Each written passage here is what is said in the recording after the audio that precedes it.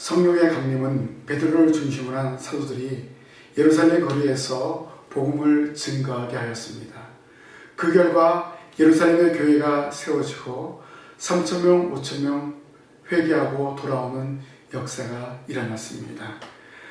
이렇게 신약의 첫 번째 교회인 예루살렘 교회는 폭발적인 부흥의 역사가 일어났습니다. 그러나 유대 교권주의자들이 예수 그리스도를 믿는 성도들을 핍박하고 또 그들을 박멸하고자 했습니다. 그러나 박해는 오히려 성도들이 이방 세계로 흩어지는 결과를 가져왔습니다. 박해는 오히려 복음이 이방으로 확장하는 결과를 낳게 되었습니다. 예수님이 말씀하신 대로 땅끝까지 이르러 내 증인이 되리라는 그 말씀이 이루어지게 된 것을 알 수가 있습니다. 박해를 피해온 성도들이 모인 곳이 바로 안디옥이었습니다. 바로 이 안디옥에 이방의 최초로 교회가 세워지게 됐는데 이 교회가 바로 안디옥 교회가 되었습니다. 안디옥 교회는 예루살렘으로부터 박해를 피해 흩어진 성도들이 안디옥으로 와서 복음을 전해서 세워진 교회였습니다. 이 역사적인 교회의 설립자들은 무명의 평신도들이었습니다. 정확하게 이름이 처음에는 기록되지 않은 것을 알 수 있습니다. 예루살렘 교회는 이 안디옥 교회를 승인하고 바나바를 안디옥 교회의 사역자로 파송했습니다. 그리고 바나바는 다메섹에서 개종한 사울을 이곳에 데리고 와서 사역함으로 안디옥 교회에 큰 부흥을 가져오게 됩니다. 오늘 본문은 이방의 첫 번째 교회로 세워진 안디옥 교회의 설립 과정을 보여주고 있습니다. 예수 그리스도께서 이방인 세계에 당신의 교회를 세우시면서 설립하신 사역, 이 사역에 대해서 오늘 우리는 깨닫기를 원합니다. 최초의 이방 교회 안디옥 교회가 어떤 교회였습니까? 어떻게 세워졌습니까? 첫째로 박해 가운데 세워진 교회였습니다. 19절에 그때 스데반의 일로 일어난 환란으로 말미암아 흩어진 자들이 베니게와 구브로와 안디옥까지 이르러 유대인에게만 말씀을 전하였는데 라고 했습니다. 이 말씀은 이방 지역에 교회가 세워지게 되는 배경을 알려주고 있습니다. 스데반의 순교로 인해서 예루살렘 교회가 큰 박해가 일어났습니다. 이 박해로 인해서 성도들이 흩어지게 되는데 결국 그 흩어짐은 오히려 이방의 교회가 세워지는 역할을 하게 되었습니다. 예루살렘 밖으로 성도들이 나아가게 되었습니다.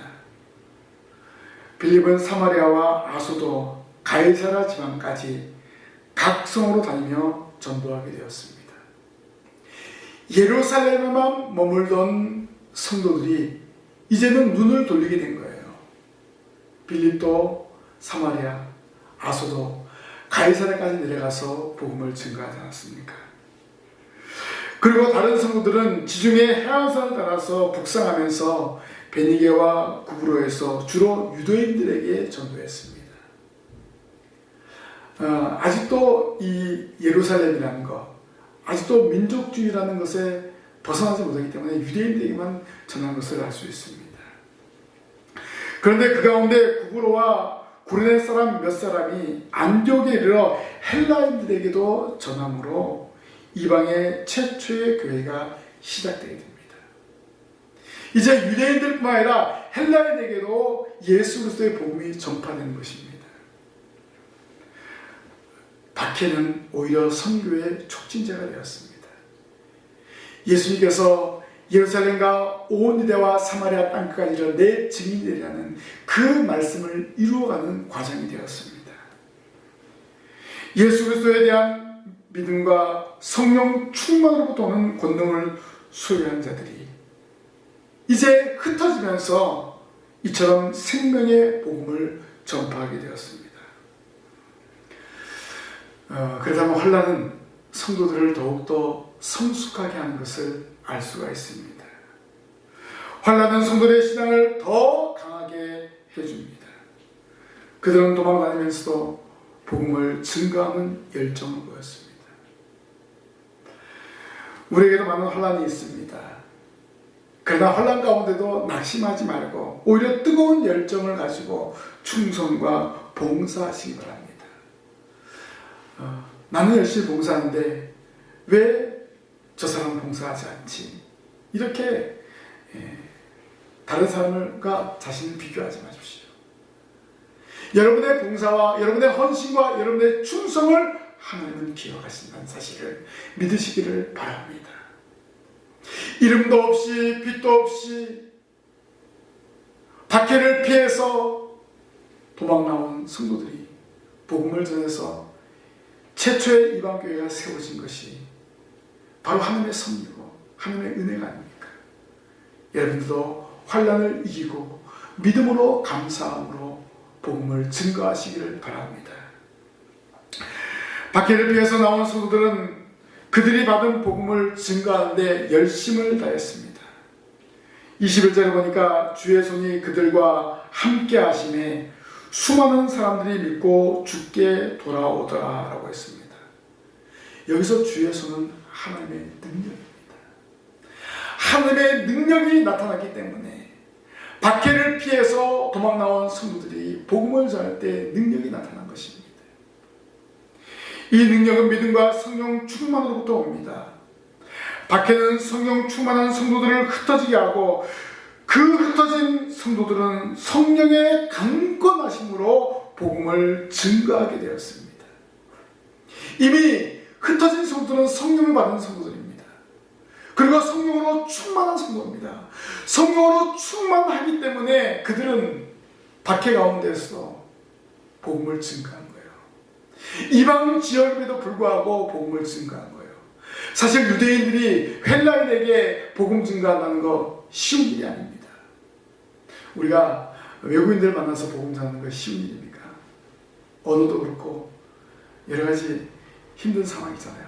그런데 이 예루살렘 교회 성도들은 박해를 피해 도망가는 가운데서 복음을 증거했습니다. 바로 성령께서 함께 하셨기 때문입니다.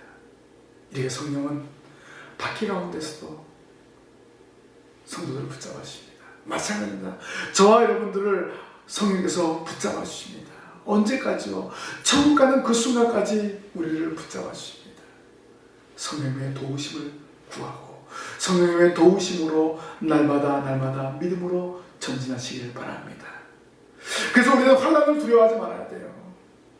예수님 믿는 것 때문에 오는 박해를 두려워하지 마십시오. 우리의 신앙의 선배들이 이기고 나아갔던 그 길을 기억하십시오. 예루살렘 교회의 성도들이 박해를 이기고 안디옥 지역까지 와서 교회를 세운 것을 보십시오. 오히려 더 큰 하나님의 복음의 역사가 일어나지 않았습니까? 성령은 우리가 하여금 박해를 이기게 합니다. 환난을 이기게 합니다. 더욱더 강한 믿음을 주십니다. 복음을 증거할 수 있는 능력을 허락하여 주십니다. 오늘 우리도 이런 믿음으로 복음을 증거하는 증인 되시기를 바랍니다. 하나님의 권능이 성도들과 함께함으로 폭발적으로 많은 사람을 구원시켰습니다. 유대 땅에 세운 교회가 핍박을 받게 되자 하나님은 이러한 방법으로 이방 세계에 새로운 교회를 설립하게 하십니다.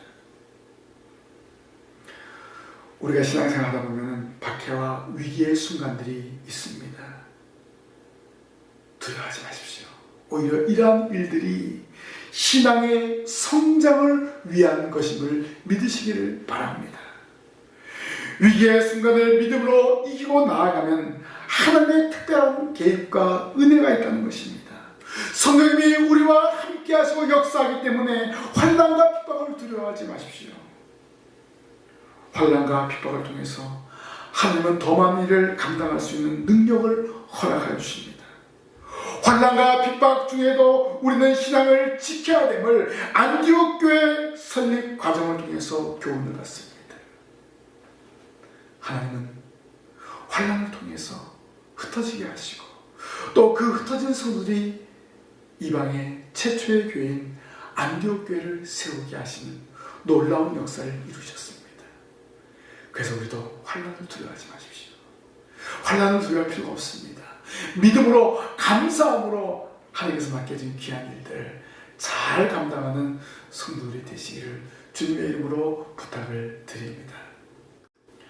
두 번째로 최초의 이방 교회는 무명의 성도들이 세운 교회입니다. 20절에 그 중에 구브로와 구레네 몇 사람이 안디옥에 이르러 헬라인에게도 말하여 주 예수를 전파하니라고 하였습니다. 이름이 알려지지 않았습니다. 무명의 성도입니다. 이방의 첫 번째 교회를 설립한 성도의 이름은 정확하게 밝혀지지 않았습니다. 안디옥에서 예수 그리스도를 전파한 사람은 이름 없는 평신도들이었다는 것입니다. 그들은 베니게와 구브로에서는 유대인들에게만 복음을 전하였다가 안디옥에 와서는 헬라인에게도 복음을 전한 것입니다. 사실 복음을 전하는 데는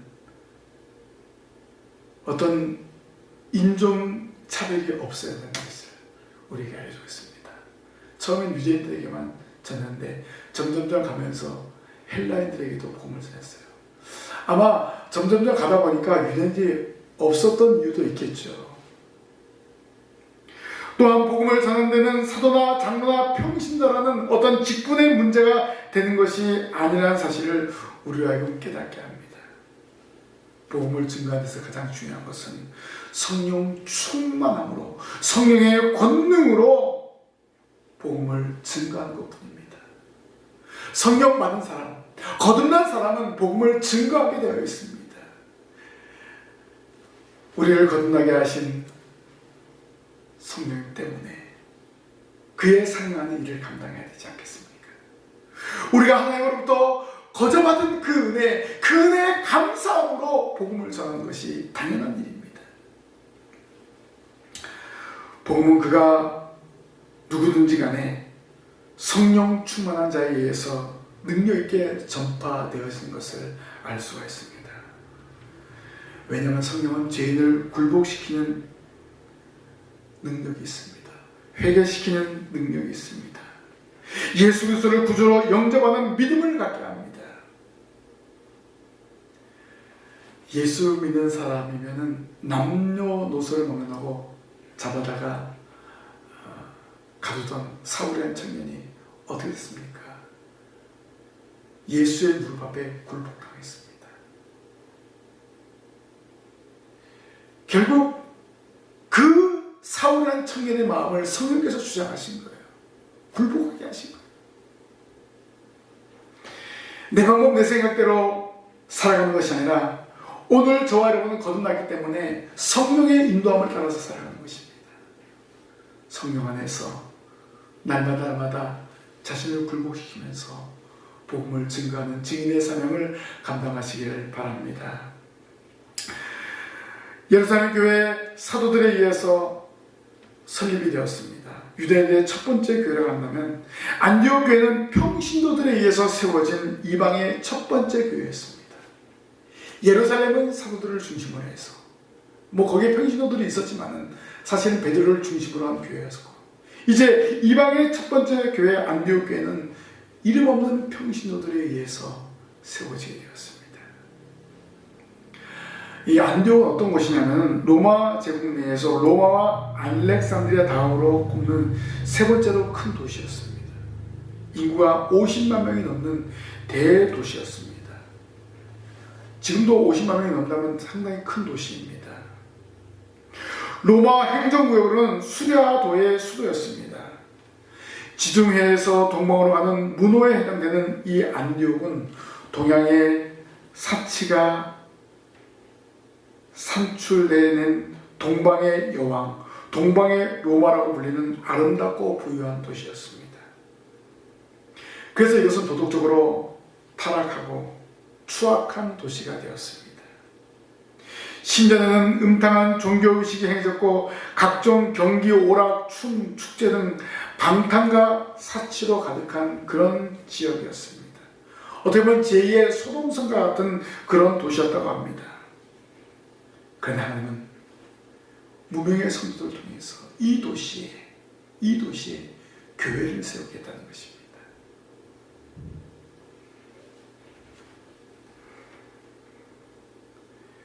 무명의 성도를 통해서 복음이 전파되고 헬라인들이 예수님을 믿게 되고 그리고 그들로 하여금 안디옥 교회가 세워지는 것을 볼 수가 있습니다. 제약의 도시를 그리스도의 도시로 바꾸었습니다. 그래서 그 안디옥 교회 성도들을 가리켜서 그리스도인이라는 칭호를 하게 되었습니다. 향락과 사치와 음란이 가득한 이 도시에 진정한 크리스찬이 세워지게 되었다는 거예요. 진정한 크리스찬이 그곳에 생겨났다는 것입니다. 이것이 바로 성령의 역사가 아니고 무엇이겠습니까? 우리는 하나님의 위대한 섭리를 생각해 보아야 합니다. 왜 예루살렘 교회에 큰 핍박이 일어나는가? 스데반이 왜 순교를 당해야 하는가? 이러한 이들은 복음을 확장하기 위한 하나님의 선님을 믿으시기를 바랍니다. 복음이 예루살렘에만 머물러 있어서는 안 되기 때문에 그렇습니다. 예수님께서 승천할 때 마지막으로 명령하신 무엇입니까? 오직 성령이 너희에게 임하시면 예루살렘과 온 유대와 사마리아 땅까지 이르러 내 증인이 되리라 라고 말씀하지 않았습니까? 이제 예루살렘에서 사마리아에 그리고 이방 지역으로 이 땅끝까지 복음이 전해지는 과정입니다. 바로 예수님의 마지막 명령을 실행하기 위한 그런 일들이 바로 이 안디옥 교회를 세움으로 시작이 된 것입니다. 사울이 돌아오고 이방인 고넬료가 개종하고 그리고 안디옥 교회의 설립은 하나님이 이방 선교를 위해서 준비하신 것입니다. 결국 안디옥 교회가 어떤 일을 일으켰습니까? 바나바와 바울을 선교사로 세우고 소아시아와 유럽의 전역을 복음화시키는데 1등 공신이 되지 않았습니까? 결국 안디옥 교회는 세계 선교의 본부가 되었습니다. 바울은 그래서 1차, 2차, 3차 선교회에 대한 보고를 이 안디옥 교회에 와서 한 것을 알 수가 있습니다. 이처럼 하나님은 세상에서 가장 무가치하고 쓸모없는 자들을 구원하실 뿐만 아니라 그들을 가장 가치 있고 쓸모있는 자로 만드시는 하나님이십니다. 유대인들은 이방인들을 업신여겼습니다. 이방인들을 짐승 취급했습니다. 쳐다보지 않았습니다. 그런데 이 이방인들을 통해서 세계 선교의 전초기지로 또 세계 선교의 발판을 만들어 놓았습니다. 바울과 바나바를 통해서 소아시아 지역 또 유럽 지역을 전도하게 되었습니다. 그래서 오늘날 우리가 복음을 받지 않았습니까? 바로 안디옥 교회로부터 시작된 세계 선교였습니다. 우리는 예수 그리스도를 믿는 성도입니다. 삶의 현장에서 성도로서 주님이 주신 사명을 잘 감당해야 됩니다. 허물과 죄로 죽었던 우리를 구원하신 그 은혜에 감사하면서 날마다 성령 충만함으로 복음을 증거하는 증인이 되어야 할 줄로 믿습니다. 우리는 우리의 이름을 걸고 복음을 증거합니다. 그러나 안디옥 교회는 이름 없는 성도들에 의해서 세워졌고 이름 없는 성도들이 주님의 사명을 감당했습니다. 우리는 우리의 이름을 내걸고 복음을 증거합시다. 여러분을 통해서 돌아와야 될 택한 백성이 누구인지 여러분 기도하면서 그 백성을 찾으시기 바랍니다. 여러분을 통해서 신광교회가 아름답게 세워질 줄로 믿습니다. 이러한 믿음을 가지고 복음을 증거하는 증인 되시기를 주님의 이름으로 부탁을 드립니다. 세 번째로 최초의 이방교회는 동역자들을 통해서 성장한 교회입니다. 교회가 세워졌으면 교회는 이제 성장해야 됩니다. 교회의 본질을 나타내야 됩니다. 자, 어떻게 성장했습니까? 안디옥 지역에 주를 영접한 이방인들이 많아지자 예루살렘 교회는 바나바를 그곳에 파송합니다. 무명의 성도들이 교회를 세우기 때문에 지도자가 필요했던 것입니다. 그래서 예루살렘 교회는 아주 충성된 사람 바나바를 그곳에 파송했습니다. 바로 안디옥의 사역을 효과적으로 감당하기 위해서 바나바를 파송시켰습니다. 그리고 바나바는 또 다른 사람을 데리고 왔는데 다소에 있는 사울을 데리고 와서 함께 이 안디옥에서 동역하게 됩니다. 바나바의 뛰어난 사역과 사울의 동역으로 안디옥 교회가 선교의 전초기로 발판을 마련하게 됩니다. 환란으로 흩어졌던 무명의 평신도들이 안디옥 교회가 세워지고 흥황하는 소문을 들었던 예루살렘 교회는 기둥과 같은 바나바를 파송합니다. 이렇게 바나바의 파송은 예루살렘 교회가 이방 지역의 선교 계획이 확실한 하나님의 뜻인 것을 수용하는 그러한 것을 알 수가 있습니다. 어떻게 보면 바나바는 예루살렘 교회에서 첫 번째로 파송된 선교사라고 말할 수 있습니다. 예루살렘 교회의 수많은 성도 중에 그리고 수많은 사도 중에 이 열린 정신을 가진 바나바가 바로 안디옥에 파송이 됩니다. 왜 그렇습니까? 바나바는 열린 정신의 소유자였습니다. 바나바는 자기 민족을 사랑하는 복음의 증인이었습니다. 이 바나바의 출신을 보면 레위 자손의 지파였습니다. 레위 지파 자손이었습니다. 그리고 부유한 환경 속에서 성장했습니다. 그럼에도 복음을 영접한 후 즉시 모든 재산을 예루살렘 교회에 드렸습니다. 바나바가 이렇게 자기의 재산을 드렸기 때문에 예루살렘 교회가 당시 지역 사회에서 교회로서의 권위와 면모를 갖추게 되었습니다. 이렇게 바나바는 자기 민족의 운명을 그리스도의 복음에 달려있다고 생각한 그런 사람이었습니다. 그만큼 자기 민족을 사랑한 바나바였습니다.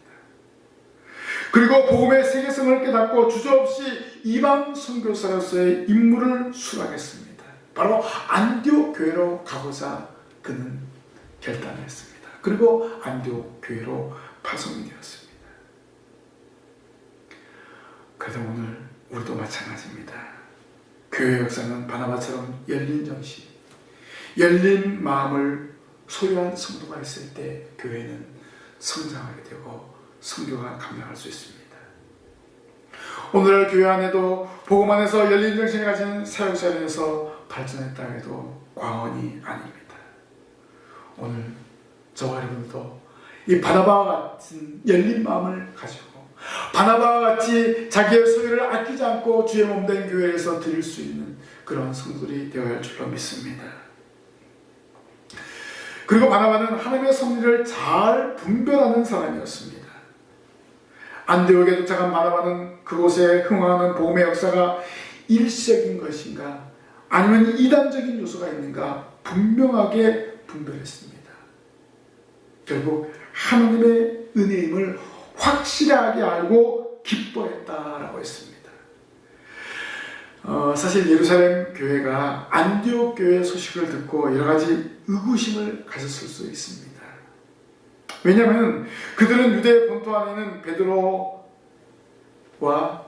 그리고 많은 사도들에 의해서 복음이 전파됐는데 특별히 베드로가 이방인 고넬료에게 전도했을 때 예루살렘에 있는 성도들은 상당한 반발을 일으켰습니다.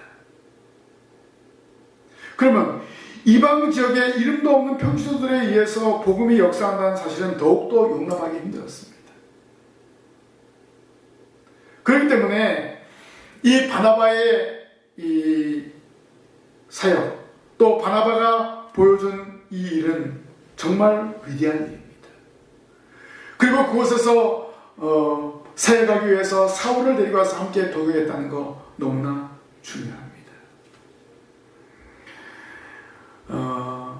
그래서 예루살렘 교회는 바나바를 파송해서 또 하나, 과연 안디옥 교회가 진정으로 예수 그리스도를 믿고 예수 그리스도를 고백하고 헌신하는 자들의 모임인가, 진리를 파악하게 하기 위한 것일 수 있습니다.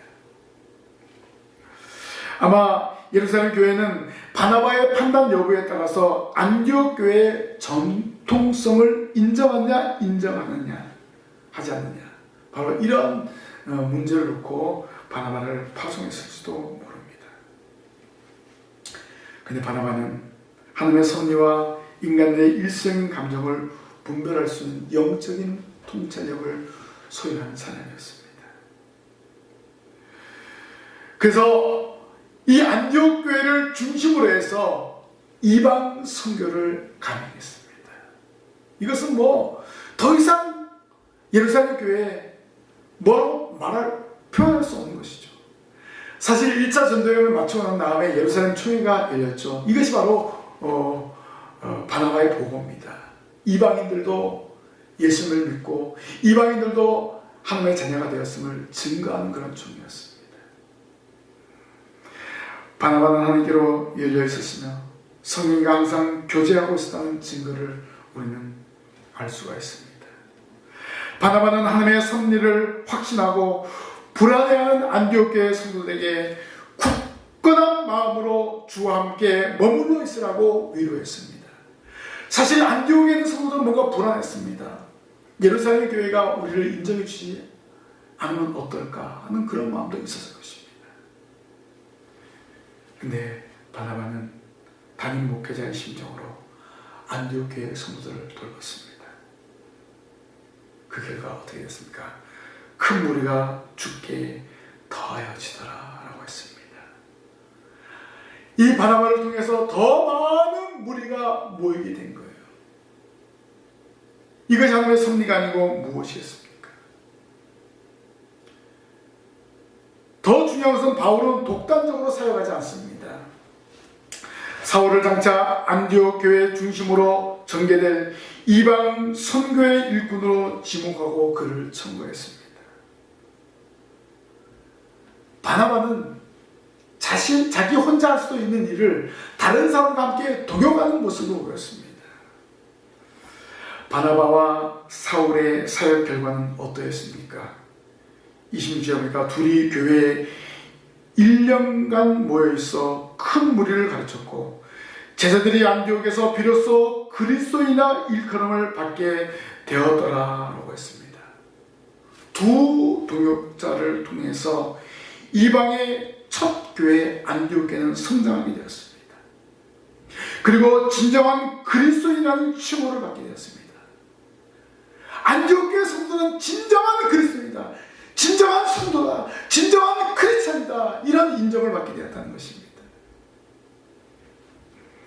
바나바의 안목이 교회를 굳건하게 세우는 역사를 이루었습니다.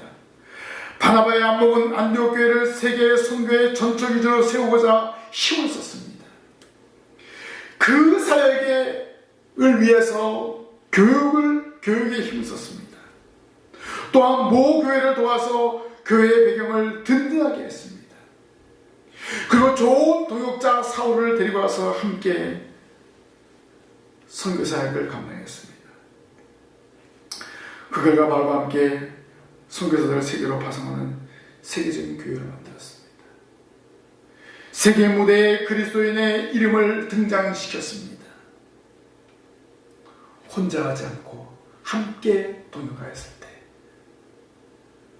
사울이라는 좋은 동역자를 만들고 그리고 안디옥에 있는 많은 동역자들과 함께 교회를 위해서 헌신하고 수고했을 때 안디옥 교회가 비로소 그리스도인이라는 칭호를 받게 되었고 세계 선교의 전적 위주로 만들었습니다.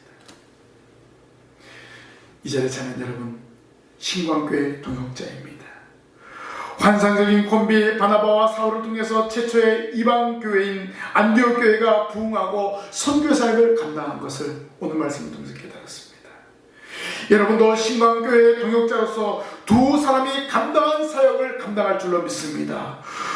좋은 동역자로 헌신하시길 바랍니다. 바울과 바나바처럼 저와 여러분이 하나가 되어서 주님의 귀한 일들을 감당할 때 신광교회가 아름답게 세워지고 이 자리가 가득가득 채워지는 놀라운 역사가 일어나게 될 줄로 믿습니다.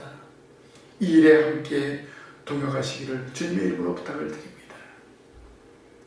최초의 이방교회인 안디옥교회는 환난과 핍박을 이겨낸 성도들이 세운 교회입니다. 환난과 핍박을 당함으로 인해서 낙심하지 않고 염려하지 않고 오히려 그 핍박을 이기면서 그 핍박을 피하면서 이방 지역으로 가다가 교회를 세우게 된 것입니다. 그리고 지도자 바나바와 사울과 하나 되어서 선교 사역을 감당합니다. 사실 안디옥 교회 그 성도들 피나는 사람의 지금으로 이야기하면 그들은 돈도 없습니다. 여러 가지 물질적으로 부족합니다. 그럼에도 불구하고 안디옥 교회보다 더 어려운 예루살렘 교회를 돕는 데 열심을 다했고 선교비를 충당하는 데 열심을 다했습니다. 얼마나 아름다운 모습입니까? 그렇다면 지금 우리도 마찬가지입니다.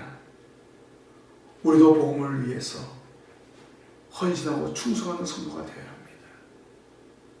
지금 얼마나 편안한 시대입니까?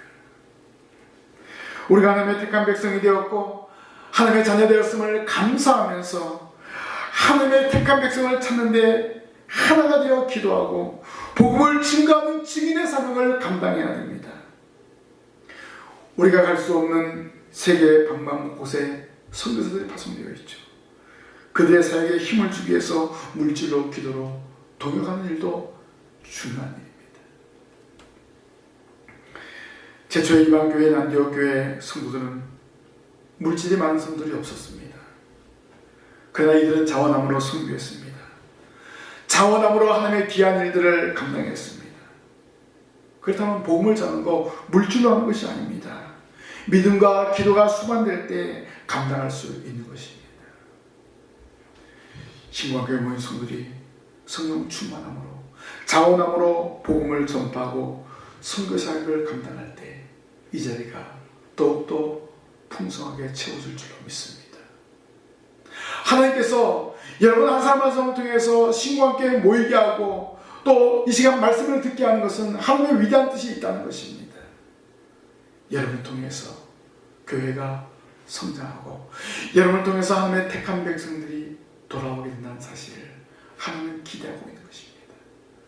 그 기대에 부응하는 성도들이 되시길 바랍니다.